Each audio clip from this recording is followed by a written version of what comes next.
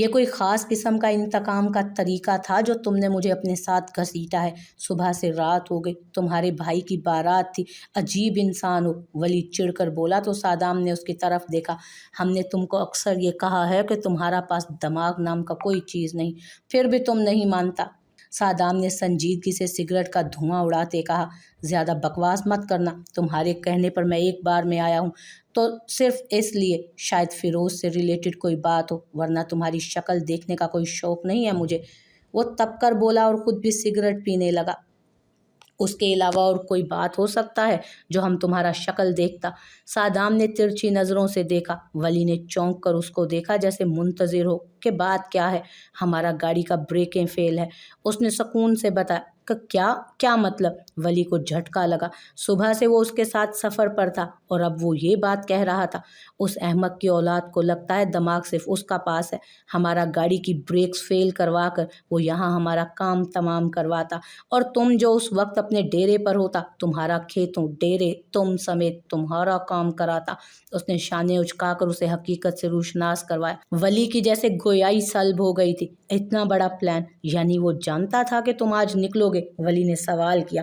ہاں، اور تمہارا کھیت جلا کر وہ ہمارا سر پر الزام رکھتا کہ ہم یہ سب کرا کر جیسے ہی فرار ہوا ہمارا گاڑی کھائی میں گر گیا، جبکہ وہ جانتا نہیں۔ سالہ ہم کبھی کوئی کام چھپ کر نہیں کرتا۔ اس نے سر جھٹکا۔ تو تم مجھے پہلے یہ سب انفارم کر سکتے تھے، اور مجھے اپنے ساتھ لانے کا مقصد؟ مجھے تم اس سب سے آگاہ کر سکتے تھے تاکہ میں وہاں کچھ کرتا، اور جب معلوم تھا تو گاڑی میں سوار کیوں ہوئے؟ ولی کو یہ منطق بالکل سمجھ نہیں آیا تھا۔ ہمارا گاڑی کا بریک فیل ہے، یہ ابھی ہم کو پتہ چلا ہے۔ صبح تک یہ سب درست تھا، اور تم کو نکالنے کا مقصد اتنا تھا کہ اس بار اس کو رنگے ہاتھوں پکڑے گا۔ اگر تم وہاں ہوتا تو وہ چکنا ہوتا، اب وہ کھلے عام میں کام تمام کرے گا۔ گاڑی کو سنبھالتے ہوئے وہ پہاڑی راستوں پر ڈرائیو کر رہا تھا۔ ولی نے ارد گرد دیکھا۔ اور تمہیں لگتا ہے کہ ہم دونوں بچ جائیں گے؟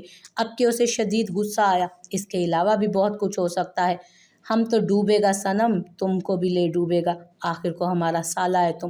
اس نے چڑانے والی مسکراہٹ اس پر اچھالی۔ ولی کا دل کیا کہ اس کا منہ توڑ دے، مگر فی الحال اگنور کیا اور موبائل اٹھایا تو موبائل میں سگنل ہی نہیں تھے۔ اس نے موبائل پٹکا۔ اب کیا ہوگا؟ کتنی دیر ڈرائیو کرو گے؟ اس نے غصے سے پوچھا۔ دماغ فیروز پر پھٹنے کو بےتاب تھا۔ صادام نے سگریٹ شیشے سے باہر پھینکی۔ یہ گاڑی رکے گا نہیں، ہم کو کودنا پڑے گا۔ اس نے اسٹیئرنگ پر سے ہاتھ ہٹائے۔ ولی ایک دم چوکنا ہوا۔ گاڑی سپیڈ سے آگے جا رہی تھی۔ آگے کھائی تھی، دونوں کو ہی دکھائی دے رہی تھی۔ ہم بچ جائیں گے؟ ولی نے کھائی کی طرف بڑھتی گاڑی کی سپیڈ سے کچھ گھبرا کر پوچھا۔ صادام بھی ایک پل کو پریشان ہوا۔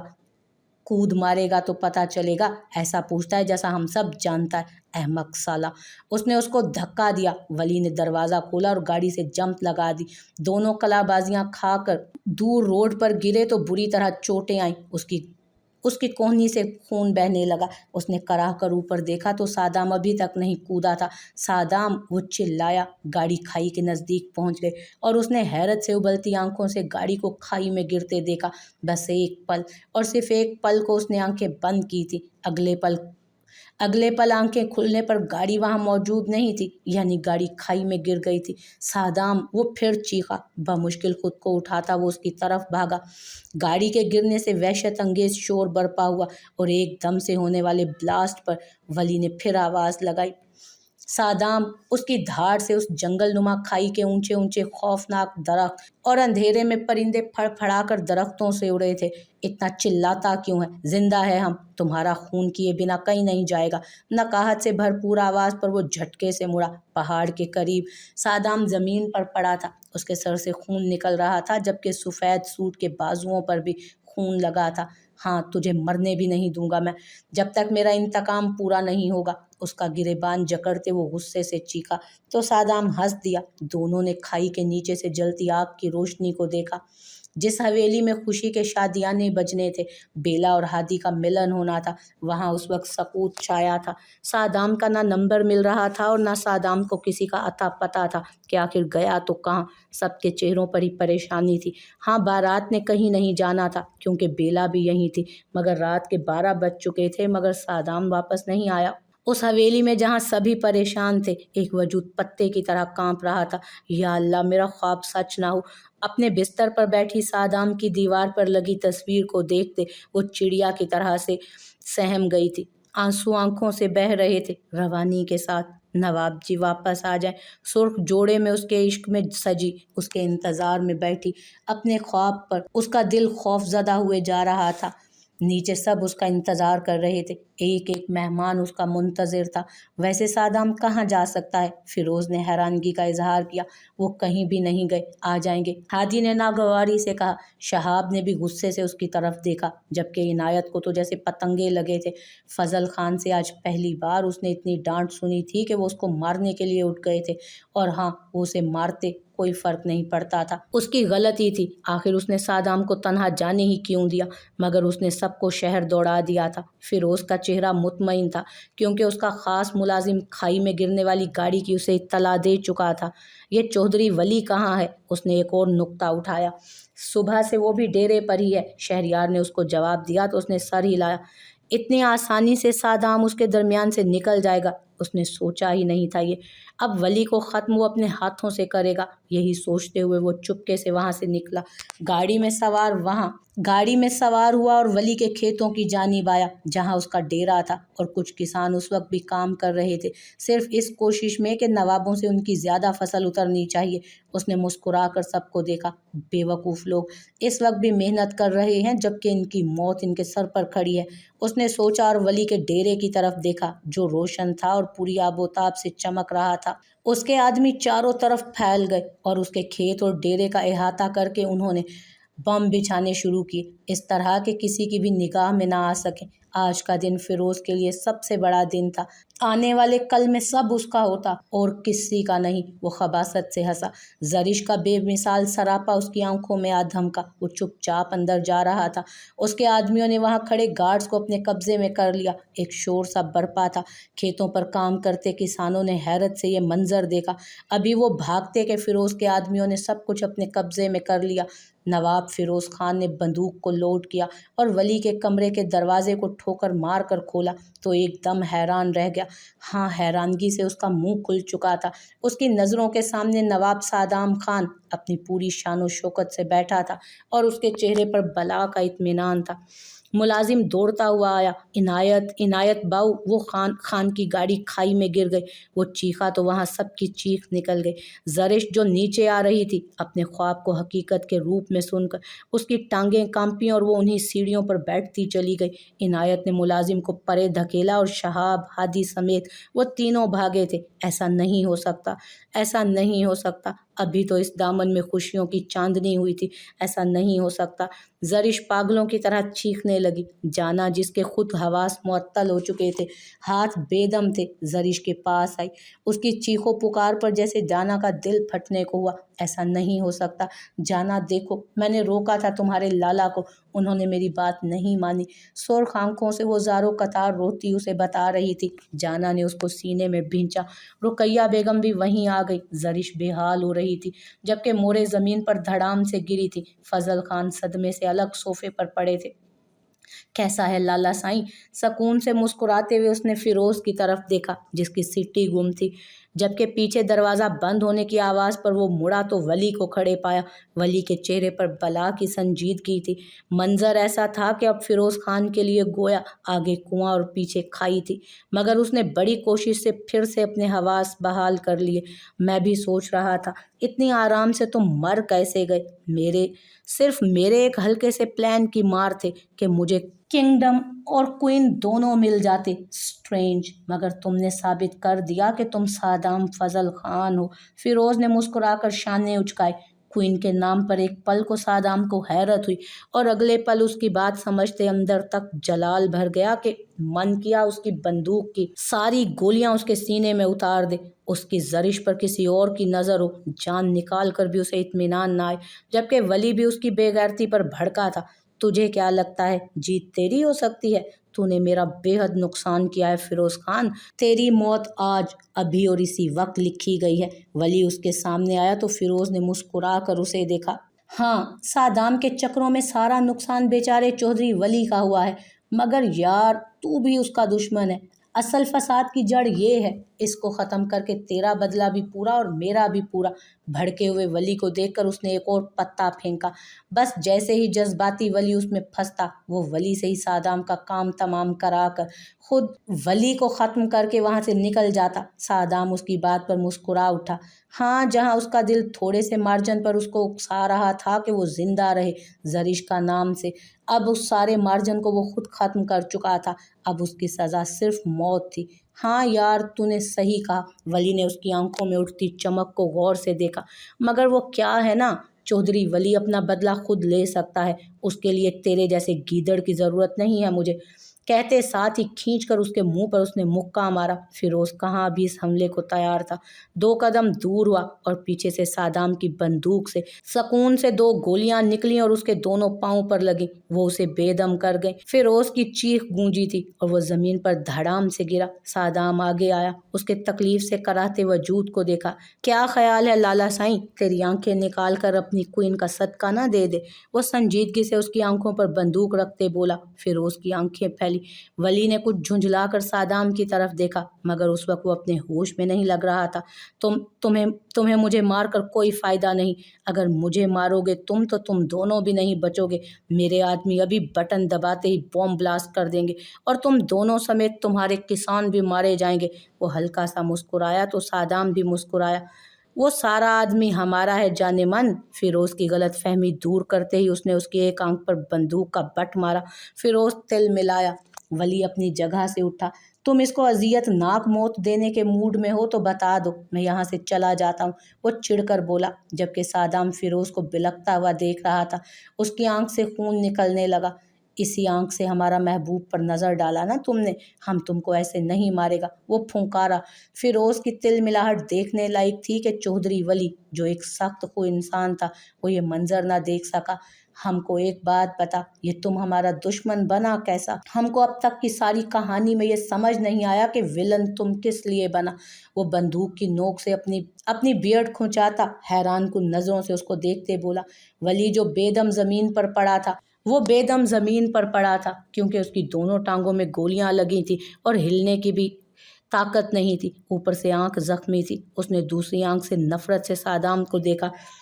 تجھے میں نے عمر کے ہر حصے میں اپنا صرف دشمن مانا ہے کیونکہ تو ناگ ہے۔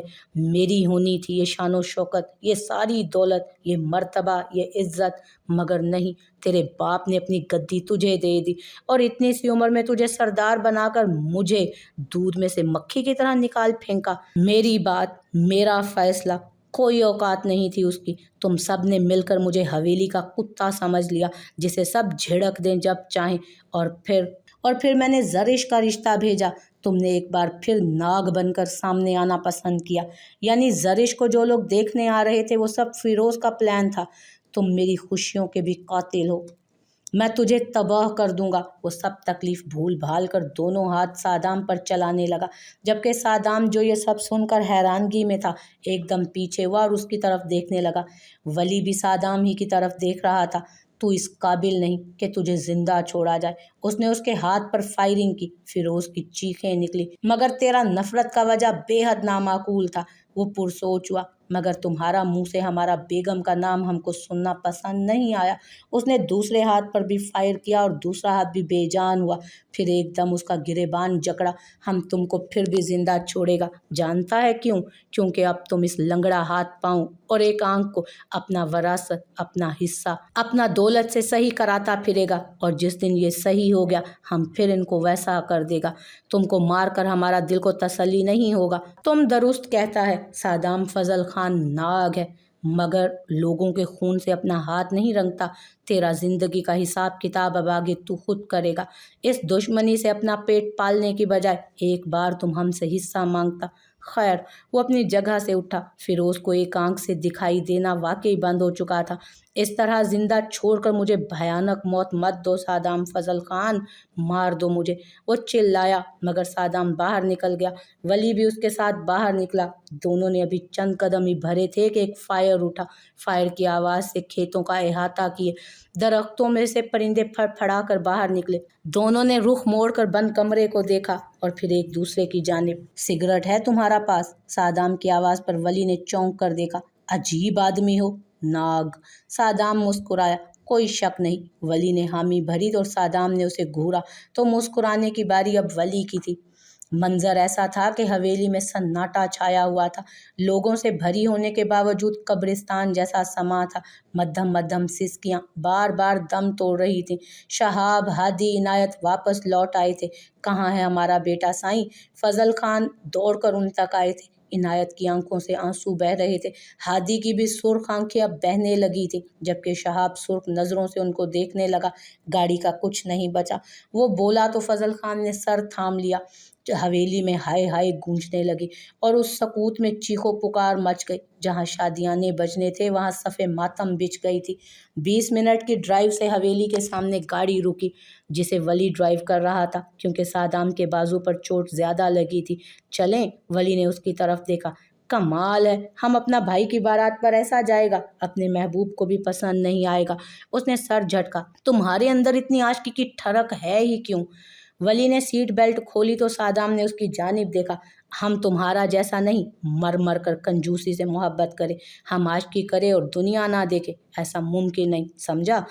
उसने आंखों से जताया। वली ने उसकी फजूल गोई पर लानत भेजी और दोनों गाड़ी से उतरे। हवेली के बाहर खड़े मुलाजिम, गांव के लोग सभी मौजूद थे। दोनों को शान से चलता आता देख वो अंधेरे में उनको पहचानने की कोशिश करते उनके नजदीक हुए। बड़े खान आ गए। एक मिजारे ने चीखदार आवाज लगाई। वली ने हैरत से, जबकि सादाम ने भी उस पागल को हैरत से देखा। तो हमने वापस नहीं आना था क्या? वो बुड़बुड़ाया। शायद तुम्हारी मौत की खबर पहुंची हो, वली ने तंजिया मुस्कुरा कर कहा। तो तेरा भी पहुंचना चाहिए फिर तो, सादाम ने कहा। तो दोनों ने नागवारी से एक दूसरे को देखा और अंदर बढ़े। सबसे पहली निगाह इनायत की उस पर उठी और वो दौड़ता हुआ उस तक आया। खान, खान आप जिंदा हैं? वो बोला तो सादाम ने उसकी तरफ देखा। अपने बाप को, भाई को, दोस्त को अपनी जानिब आता देखा। वो सब उसे दीवानों की तरह देख रहे थे। वली ये मंजर देखकर मुस्कुराया था। हाँ, उसके चाहने वाले बहुत थे और चंद घंटे उसके साथ गुजार कर उसे अंदाज़ा हो गया था कि उसमें अलग ही बात है। हवेली में उसकी वापसी का शोर मच गया। जाना दौड़ती हुई नीचे आई। उसकी आंखें कुछ लम्हों में ही सुर्ख हो गई थी। सबसे पहले नज़र अपने लाला पर गई और दूसरी नज़र जब उस पर उठी तो वो वहीं जमकर रह गई। वली भी उसकी जानिब देख रहा था। वो समझ नहीं सकी कि उसे कहाँ जाना चाहिए। आंसुओं भरी आंखों से वो बीच में ही रुक गई। तभी सादाम आगे बढ़ा, जाना का हाथ थामा और वली के सामने ले आया। शायद हादी खुश नसीब था कि उस शादी में गांव के लोग और हवेली के घर वाले करिश्मे देख रहे थे। वली की आंखों में देखते हुए वो सख्ती से बोला, अब की बार ये हमारा घर तुम्हारा वजह से आई तो हम सच कह रहा है, तुम्हें फिरोज से भी बदतर मौत देगा। वो सफाकियत से बोला, मगर काफी मध्यम आवाज में कि दोनों के माबैन हुई गुफ्तगू कोई और न सुन सके। वली ने बिना कुछ कहे जाना का हाथ थामा। घर चलें? उसने नरमी से पूछा। जाना उसके जख्मों को देख रही थी। आंखों से आंसू बह रहे थे। वो कुछ बोल ना सकी। ये सब जो भी हुआ समझ तो किसी को नहीं आई। सिचुएशन ऐसी थी कि लोग सवाल कम कर रहे थे। सादाम वहां खड़े लोगों से मुखातिब हुआ। सब अपने सरदार को जिंदा देखकर बेहद खुश थे और रफ्ता रफ्ता सब उसको देखने के बाद वहां से जाना शुरू हो गए कि अब हवेली के लोग रह गए। वली ने भी पलट जाना मुनासिब समझा। अगर एक दुश्मन को मारने के लिए दोनों को एक होना पड़ा था तो इसका मतलब ये नहीं था कि दोनों अपने बीच मौजूद इंतकाम को भूल गए। वली को अंदर जाना गवारा नहीं हुआ जहां जाना के घर वाले जा रहे थे, जबकि शहरियार उसके पास आया। तुम कहाँ थे? ये चोटें कैसे लगी और तुम ठीक तो हो ना? वो परेशानी से बोला और वली को गले लगा लिया। यार ऐसे काम क्यों करते हो? तुम दोनों आपस में लड़े हो? वो सवाल कर रहा था। अगर हम आपस में लड़ते तो जिंदा कोई नहीं बचता। मैं ठीक हूँ, हवेली जा रहा हूँ, तुम भी आ जाओ, कल बात होगी, उसने उसकी पुश्त को थपथपाते हुए कहा। शहरियार ने सर हिलाया और आइजा और रुकैया बेगम को लेने चला गया, जबकि वली ने एक बार फिर उसकी सूरत तकती जाना को देखा। अब ऐसे क्या देख रही हो? वली उसके नज़दीक हुआ। जाना ने निगाहें झुका ली। जाने वली हमारी बेटी भी है शायद, वली ने उसको एहसास दिलाया। तो जाना ने उसकी जानिब देखा। मैं कल आ जाऊंगी, वो आहिस्तगी से बोली। खून देख रही हो मेरा कितना ज़ाया हुआ है, सिर्फ और सिर्फ तुम्हारे निकम्मे बेतुके भाई की वजह से। तो इस खून को अब बढ़ाएगी भी उसी की बहन, वो भी आज ही रात, समझी? वो उसकी कमर में हाथ डालकर सख्ती से बोला। चोट से जख्मी हो गए मगर मिजाज अब भी वैसे ही हैं। जाना ने उसको दूर किया और अपनी बेटी को लेने के लिए अंदर दौड़ी। جبکہ ولی نے سگریٹ جلا کر شعلہ دیا اور حویلی سے باہر نکل گیا۔ سالہ ہم حج کر کے آیا ہے جو تم سب گھیرے بنائے بیٹھا ہے۔ ڈھکے چھپے لفظوں میں وہ سب کے سوالوں کے جواب دے کر تھک چکا تھا، مگر فیروز کے بارے میں کچھ نہیں بتایا کہ اس کی موت کی خبر خود ہی گاؤں میں صبح پھیل جائے گی۔ گھنٹہ ہونے کو آ گیا تھا، وہ جانتا تھا زرش کی کیا حالت ہوگی، تبھی اس کی جان پر بنی ہوئی تھی اور یہ لوگ جان چھوڑنے کو ہی تیار نہ تھے۔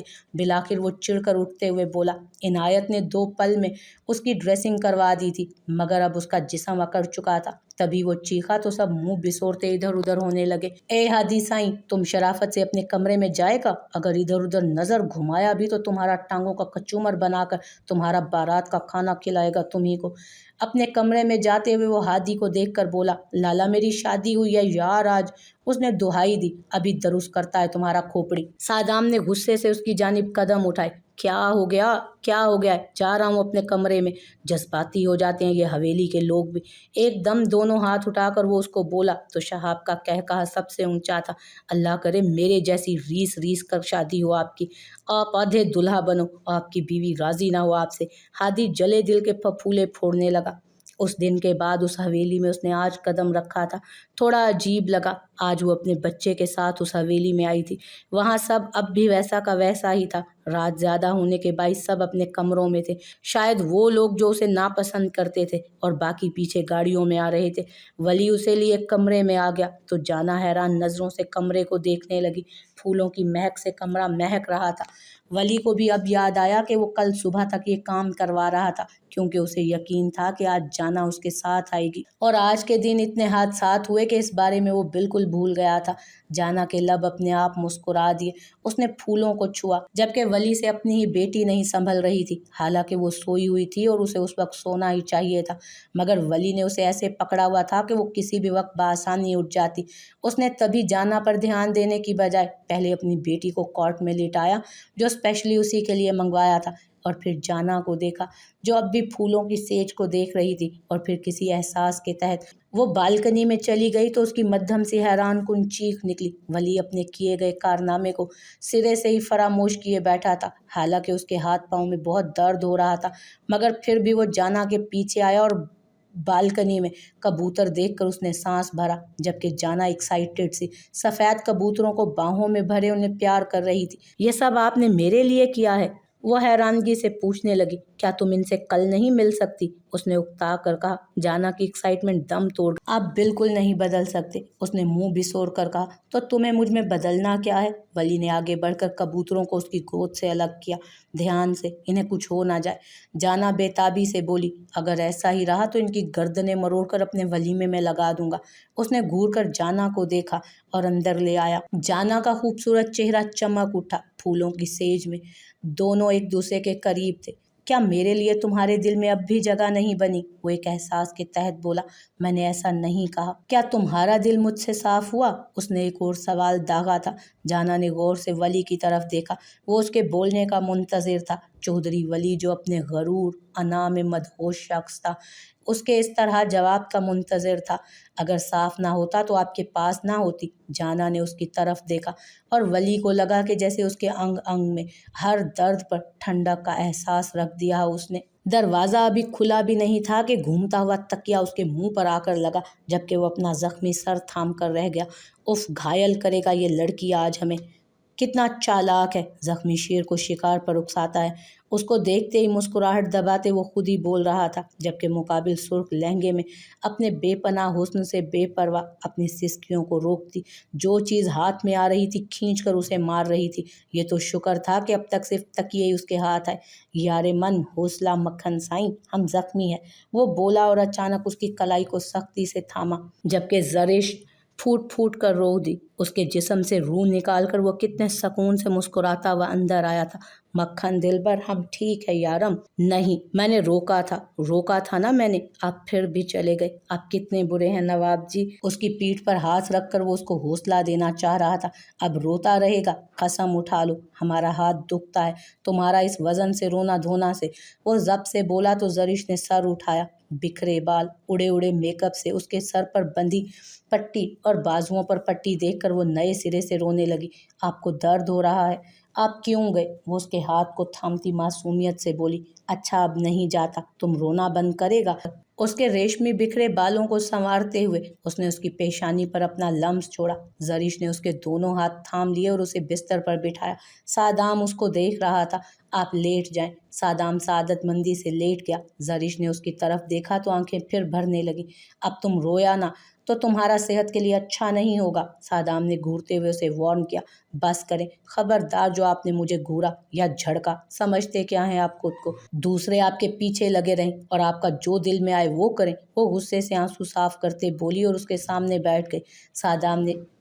سادام چاہت بھری نظروں سے اس کو دیکھتا رہا۔ ہم تمہارا ماں باپ کا بدلہ لے کر آیا ہے۔ تو کیا مطلب تمہارا ماں باپ کا قاتل اپنے انجام کو پہنچ گیا، اس نے اس کی آنکھوں میں دیکھتے ہوئے کہا۔ تو زریش نے پھر سے ایک دفعہ رونا شروع کر دیا۔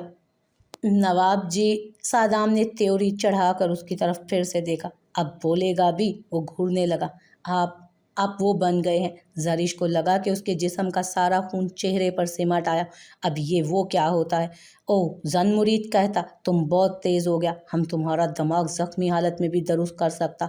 تم سچ کہتا؟ بالکل سچ، وہ ایکسائٹیڈ سا بولا، چیخا نہیں تھا۔ زریش نے سر جھکا لیا گویا وہ شرمانے کے فل موڈ میں تھی۔ واہ سائیں، تم تو غضب نکلا۔ وہ بے حد خوش ہو گیا۔ زریش اس کی خوشی پر خود سے بھی زیادہ جگمگ ہوئی تھی۔ جانتا ہے ہم اپنے لڑکے کا کیا نام رکھے گا؟ لڑکا؟ ہاں پکا، لکھ کر لے لے، ہمارا لڑکا ہوگا کبیر سادام فضل خان۔ وہ سرشار ہوا۔ دنیا میں اس سے بڑا نام کسی کا نہیں ہوگا۔ زریش کو ہنسی آئی۔ سادام نے آئی براؤ اچکایا۔ تم بہت مچلتا ہے۔ اب بتاتا ہے تیرا ایسا کا تیسا۔ ہادی کو اپنے کمرے میں دیکھ کر بیلا حیران ہوئی تھی۔ آپ کو صاحب نے منع کیا تھا، پھر بھی آپ آ گئے، اس نے جھجکتے ہوئے کہا، جبکہ ہادی نے اس کو گھورا۔ یہ صاحب کیا ہوتا ہے؟ لالا ہیں وہ ہم سب کے۔ وہ اس کو ساتھ بٹھاتے ہوئے بولا تو بیلا کچھ نہیں بولی۔ ہادی نے حیرانگی سے اس کی طرف دیکھا، جبکہ بیلا کی آنکھوں کے گوشے بھیگ گئے۔ آپ میرے بارے میں کچھ نہیں جانتے، وہ بولی تو آواز روند گئی۔ مجھے کچھ جاننا ہی نہیں، وہ بولا، مگر مجھے آپ کو بتانا ہے۔ وہ ذرا جھنجھلا کر بولی، ٹھیک ہے، جو بھی بات ہے بتاؤ۔ اس کے مضطرب چہرے کو دیکھ کر ہادی نے اسے بیڈ پر بٹھایا۔ ہاں بولو، کیا بات ہے؟ وہ اس کا ہاتھ تھام کر خود بھی ساتھ بیٹھ گیا۔ میں آپ کو خوشیاں نہیں دے سکتی، آپ کے آنگن میں بچوں کی خوشیاں نہیں دے سکتی، وہ کہتے ہوئے پھوٹ پھوٹ کر رو دی۔